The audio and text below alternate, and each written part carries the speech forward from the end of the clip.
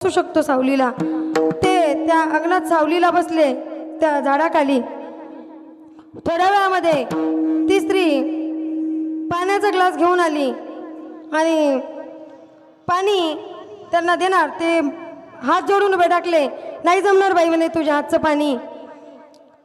नंतर तिने कप चहा आणला, बाजूला ठेवला, नाही जमणार म्हणे तुझ्या हातचं एक कप चहा सुद्धा नाही जमणार। मग महाराज तुम्ही इथपर्यंत आले कशाला?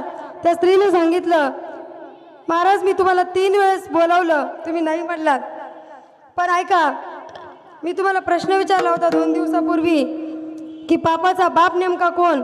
तेव्हा तुम्ही म्हटले होते की मला याचं उत्तर मी तुला पुढच्या वेळेस सांगेल।